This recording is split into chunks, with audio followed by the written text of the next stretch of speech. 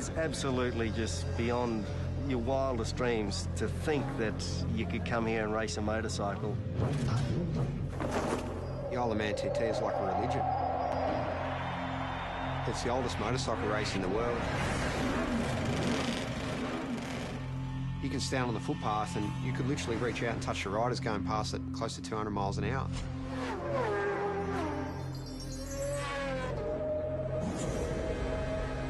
The houses are passing you so quick, sometimes it feels like you're inside a video game.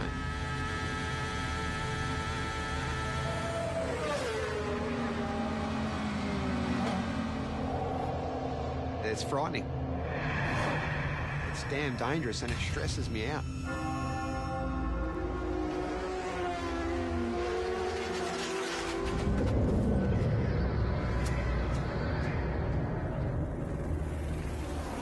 Unless I'm very much mistaken, Mark, this is the greatest motorsport event in the world.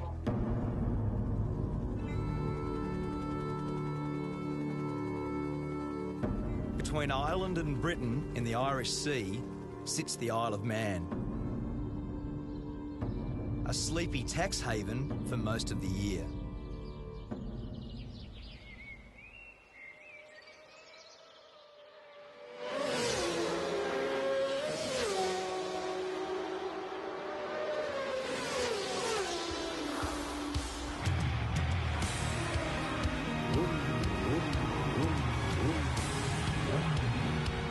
I've come here to witness the most dangerous road race on Earth. It's about 200 kilometres an hour, straight at the front here, absolute lunacy. I want to find out what drives these riders to test themselves and their machines in a brutal event called the TT, the Tourist Trophy. There's a lot to get right and a lot that can go wrong, so it is part sprint race, part endurance race, and it's a time trial, so it's so unique. Peter Brock used to say that great racetracks have got consequences.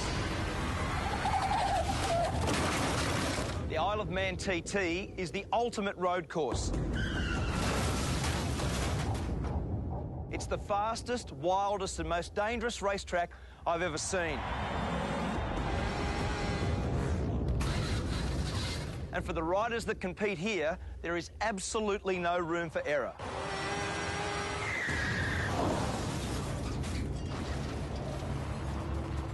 In its 104 years, 234 riders have died.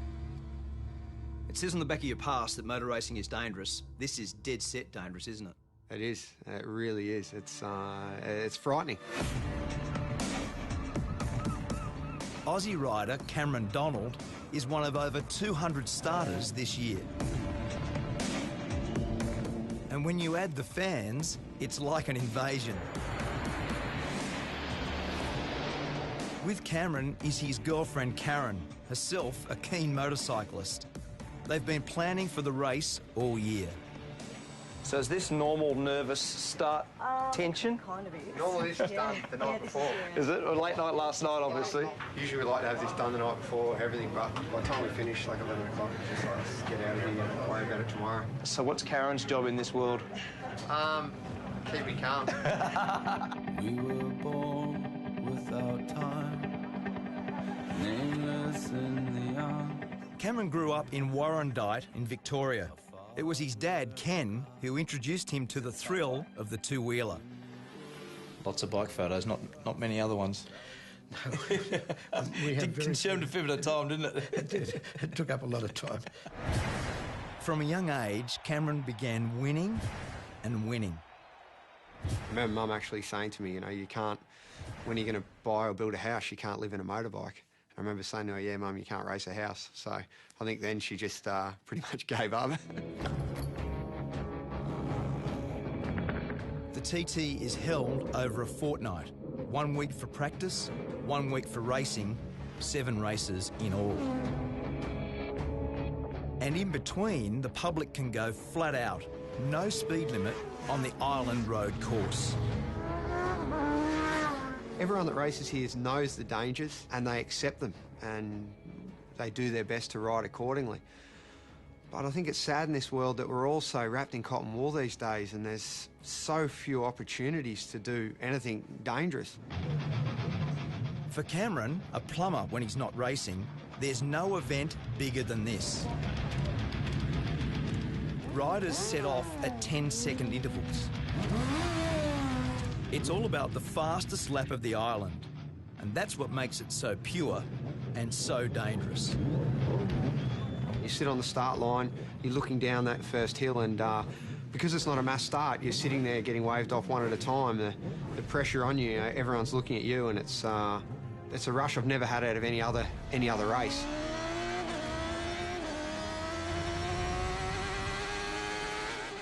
There's just so few events in the world where we can do such a thing, you know, where you can close off a road and race a motorbike around it. It's such a beautiful thing. 61 kilometres of public roads. Over 200 corners to be negotiated. Top speed, 330 kilometres an hour. This isn't a track. This is a country road. Like, let's not get this wrong. And it's fast. My friend and 5-times world champion Mick Doohan has come here for the first time. Sort of madness, you know. He's not racing, but on the parade lap, he got a taste of what it's like. First reaction, as soon as you saw the place, looked around, what was your first reaction? Yeah, I didn't need to come here to have that reaction. It's just, you know, as I say, it really, you know, it is absolutely just beyond your wildest dreams to think that you could come here and race a motorcycle. The race has always had its critics, but from the start, its danger was its attraction. Back then, racing was banned in England, and the island was the only place where there were no speed limits. The TT was born. The voice of motorsport, Murray Walker. You've got a great history here, haven't you? You've been how many years? First of all, let me say it's great to see a great Australian at a great race. Thanks. To answer your question, Mark, I first came here in 1925. I was born in 1923. My father won here. I don't know how many times I've been here. Many, many, many times. In his 88 years, Murray Walker has seen some very good riders, and impressing him this year is our Aussie rider, Cameron. He's got a good bike, he's got some good backing, and he's still got the most important race of the week to come. So maybe, hopefully, he'll get it done. Each time Cameron sets out is an exercise in courage.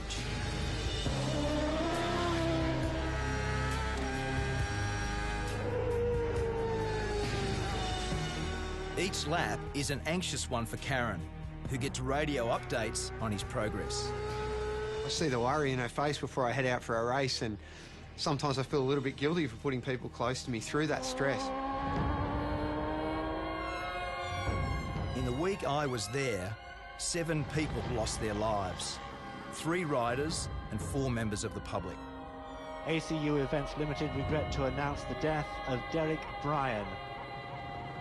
I've lost a couple of friends in my years racing at the Isle of Man, and I do think of them in the corners that they've fallen in, and where Dobbsy crashed is one of the most intense corners on the track. Dobbsy, Paul Dobbs, died in the TT last year. He lost his life to the sport that he loves, like, so. Just one of them, mate. Paul was buried on the island, leaving behind his wife and 2 daughters. So what did you love about him? God, everything. Racing. Bridget is Paul's wife. A year on, she's brought the girls back to remember their dad at the race he loved. You know it's risky, of course you do. I mean, you know, everyone loves those photos of riders' heads this far from a stone wall. You know, obviously, the reason you love those photos is you think, oh my God, it's so close, you know? That's, it's, you know, other people have said that you only really know that you're alive when you're almost not. Some are just plain lucky to survive. Like Connor Cummins. I can actually see, you know, know, where it's all gone wrong. I've disappeared over the side, and the way I look at it, that's where, you know, the injuries started to happen, and it's sort of, it does get to you a little bit. We'll just get on with life. The world ain't gonna stop for me. Has your opinion of the TT changed based on what's happened? No? No. Do you think it should be banned? You can't possibly ban it. I mean, I don't know if you could ban it if you tried. It's like a monster, you know. It's bigger than the rest of us. Riders don't come here for the prize money. There's hardly any. The TT is simply about the glory of being the fastest. And for Cameron, it was a glorious week. In his chosen race, the Superbikes, he was just pipped for first. But second still felt pretty good. Congratulations, mate. Well done. Really good, huh? When will you settle down and stop doing this? I don't see it too far away. I never saw racing the Isle of Man as a long-term prospect because, look, it is so dangerous, and I do see it as a numbers game. If you keep coming back, sooner or later, I see it's going to catch you out.